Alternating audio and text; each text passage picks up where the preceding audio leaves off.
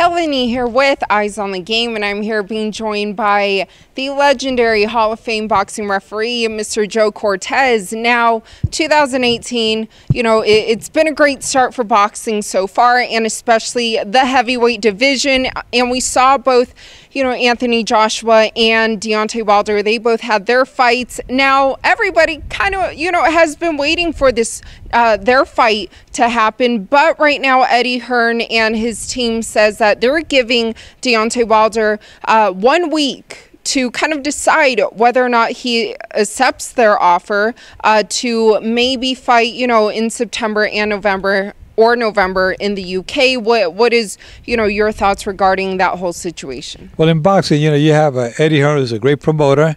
And, of course, when you give a fighter 1 week to make a decision, we know nobody's going to make a decision 1 week, regardless of the money, because, you got the A side, the B side. Who's going to be on the A side? Who's going to be on the B side? Wilder says he's on the A side. He's more recognizable. Anthony Joshua says, I'm more recognizable because he stopped Klitschko. But, that's where the negotiating part comes about. They're talking about the money, the fans. Yes, in Europe, you're going to get 90,000 fans in the stadium. But are they going to make the money over there that he's going to make here? It's something to see. It could happen, but you got to negotiate on that. If it's better for Wilder, he'll take it. But the chances of him going over there, it's very slim, I think, unless it got to be a real big, good offer for him to make a decision like that. It's going to be something really, really out of this world for him to say, I accept it in 1 week. It's not going to happen 1 week.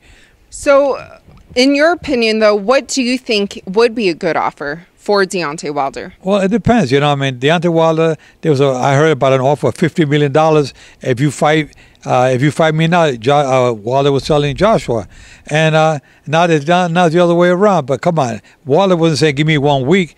Let's negotiate, But talking about $50 million for one fight is not bad money. That's pretty good money, and not what Mayweather makes, like $300 million a fight when he fought McGregor.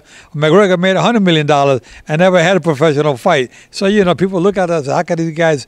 They're talking about all this money, $50 million. It's a lot of money to some fighters. To some, it's not. Mayweather will turn that down. He said, $50 million, get out of here. But Joshua, and I think it's a good offer, $50 million either way. And but I think that the fight probably will take place here in Vegas. Why do you think that? I think the casinos here will put up the money to make sure that fight takes place here. It's a win-win for everybody if they fight here, because Wilder will make good money, Joshua will make good money, and the casinos, they're all going to put in their share to make sure that fight takes place here. But don't they kind of seem, a bit adamant on wanting to have the fight in the UK, though? Well, yeah, they won the UK. The UK is built up really big with boxing. Yeah, Joshua, he beat Klitschko, but, I think that the casinos are going to outbid the United Kingdom. They're going to, the hundreds of millions of dollars they're going to make here in Vegas.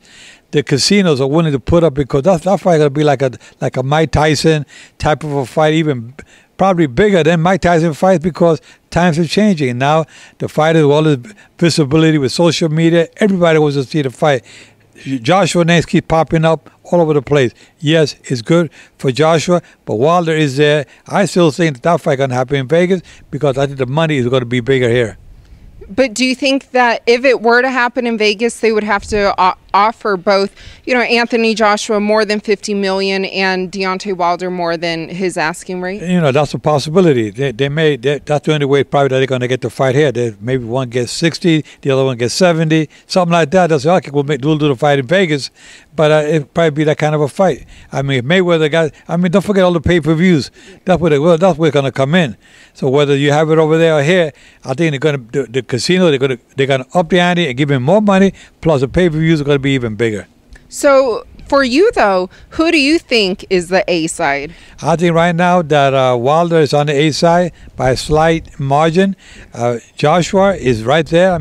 You could go either way, because, Joshua has proven himself by beating Klitschko. But don't forget, Klitschko was not the Klitschko of 10 years ago. He beat Klitschko, and Klitschko put Joshua down. So, you got to see. Does he really have it? Has he really proven himself? Who has he fought lately for you to say he is better than Wilder? Then again, who did Wilder fight? Yeah, but so in a way, do you think that Anthony Joshua could be slightly overhyped right now? I think he's slightly overhyped because he's a new kid on the block. It's like a new piece of furniture. Polish it up, you forget about the old one. But Wilder is young too. He's a new champion. He's only been there like 2 or 3 years. I mean, they both bring a lot of talent. It could be either way. The fans of the United Kingdom, they love their fighters, and I take my hat off to them. They have a great following, and I think that when you fill up 90,000, 70, 80,000 arena with a guy who only beat Joshua, knocked out Klitschko, it says a lot about the fans. They definitely come out to support the fans more there than they do here with Wilder. So you think that Anthony Joshua still has a lot to prove? I think so, because I think they're praising him to be so great. When he beats Wilder, then I say, you know what? I can say he's really one of the better ones out there. Up until then, he got to prove it to me. Yeah, so as of right now, would you classify him as, good, okay? How would you classify him? I say he's outstanding. He's good, but he's not superstar yet to where like a Mike Tyson guy was, or like, a Marciano, or a Muhammad Ali. No, not even close to that. He got to prove himself first. So that's why it is critical for them both to make this fight happen. Like you said, I mean, if he does beat Deontay Wilder, in many ways it may kind of, catapult him into maybe some superstar talk, right? Yeah, he'd definitely be in the right direction by beating Wilder. There's no question about it. But there's still a lot to prove even after Wilder. Yeah, and also the last time we spoke and we kind of, talked about both their recent fights, you said that they were both kind of exposed, in their fights. So do you still feel that way? And if they were to fight, how do you see that going? Well, again, like I said, Wilder got rocked pretty bad by Luis Ortiz. So he said, he didn't get knocked down, but he was in serious trouble in that 7th round. And then, Joshua got knocked down by Klitschko.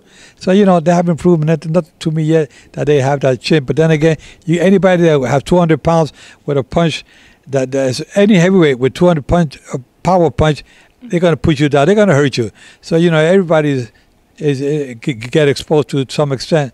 You get hit by a 215, 220 pounder, you're probably going to rock you too.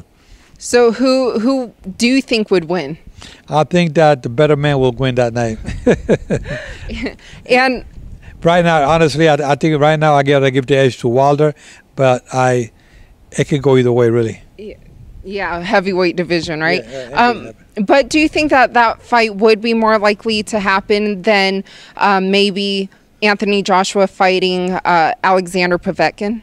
If he fights Povetkin, he's not going to make nothing compared to what he's going to make with Wilder, and he's at risk of getting exposed. But Povetkin, I don't think is the type of fighter that's going to really cause much trouble to Joshua. It'll just be like a tune-up fight.